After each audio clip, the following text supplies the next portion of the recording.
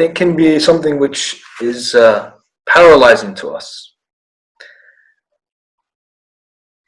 And this is why we have the experience of having the fight or flight experience when you experience fear. And sometimes people may encourage you and advise you to, in moments of fear, to shut off the mind, stop all thoughts, and just follow your heart. Now, as much as that is something that you can try and attempt to do, it's a lot of the time it's a lot more difficult than what meets the eye. In practice, it's a lot more difficult, because just imagine that you are overcome with fear, and fear is something we experience inside the body, and it's something we also experience in the heart. So if you are overcome with fear, try to overrule your mind and surrender. Yeah, if you can do that, that's fine. But there are some times where fear is paralyzing. And so despite however much you try to overcome your thoughts and just do the thing that you want to do by following your heart, it's not that easy. So that one technique is to shut off your mind, close off your mind, and just follow your heart. Another technique is the technique which is using affirmations, where you begin to tell yourself, and this is in the Islamic literature referred to as toqidat, where you begin to tell yourself a narrative in your mind, and you repeat this, which is to the contrary of maybe what you are experiencing in terms of fear. And the idea is that through this you will create a sensation which will, through the thoughts and through the mind, create the sensation within the body where you begin to experience that also. But we know that thoughts are expansive, and this ties into this New Age theory of the law of attraction, where you use your mind to expand and seek out what you desire and what you wish to attract. And I think, unfortunately, a lot of this is misunderstood because they haven't understood the true essence of spirituality and particularly Islamic spirituality, which, if one really does understand this, is able to know how to use this and apply it. So anyway, through toqidat, through affirmations, you will repeat to yourself in a particular statement that will affirm itself within yourself. Now, this is all good and well, and there are theories on this. There is the ant theory, which is the automatic negative thought theory, which is basically any time that you are having self-doubt or self-sabotaging thoughts, or when you're overly self-judgmental about yourself, which is where we are paralyzed and fear overcomes us, and we are worried and we cannot overcome the feeling that we're having internally within ourselves, and therefore act or actuate that which we want to do. So you would, every time you have a negative thought, you would tell yourself this affirmation, like, I am strong, I am courageous, I am brave, and so on and so forth. Those are just simple examples. But see, the point of this is that anytime you have an ant experience, or automatic negative thoughts that come into your mind, and you repeat this to yourself, you work at crushing the ant, essentially. But the thing with this is that emotions are far more powerful than thoughts, and even this is seen scientifically, that the expanse or the electromagnetic expanse, or the field of thoughts in the mind, is powerful, but yet the electromagnetic field of the heart is far more powerful and far more exceeding. So if you are feeling fear inside your body, you can try as much as you like to use your mind to overcome that, but your feelings will always, in most cases, will overrule your thoughts.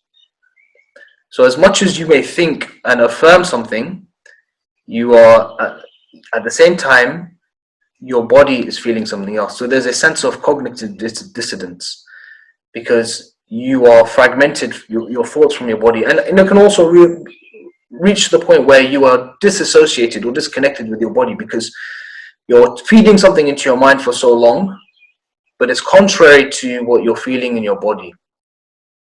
But I'm not against the idea of Tokidat or affirmations, and I believe they serve, but I think we need to have a more holistic understanding and picture of this. So this may help you to remove self-doubt and remove self-sabotaging thoughts and self-judgment.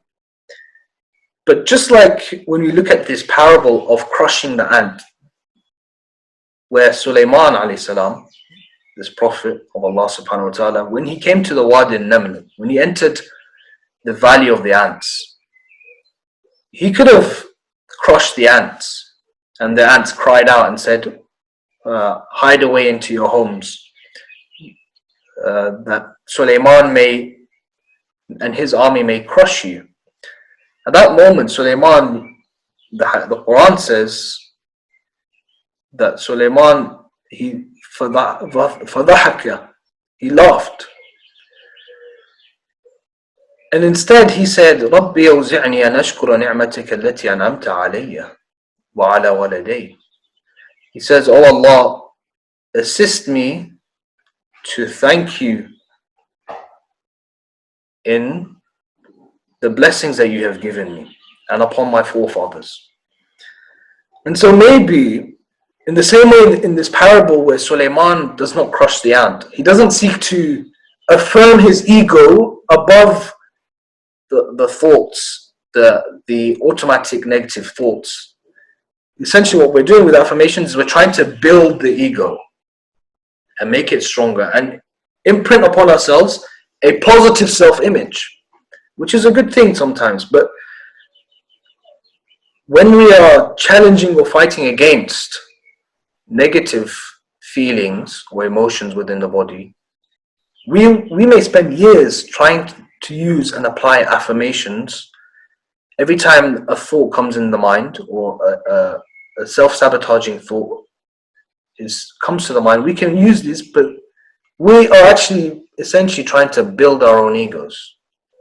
If on the contrary, we were like Sulaiman, where instead of crushing the ant, he turned to Allah subhanahu wa ta'ala and he said, inspire me gratitude towards you for the blessings that you have given me.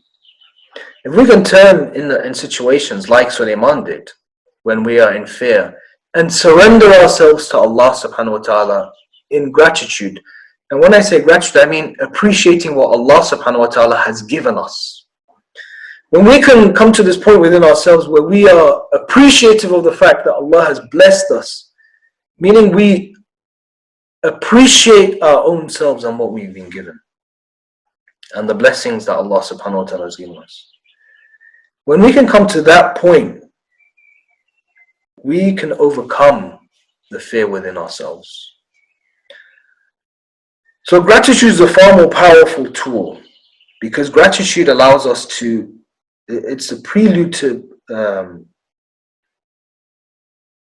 self-awareness. Because we can only be really truly grateful when we are aware of what we have. And so through the awareness, we develop the ability to know and understand who we are.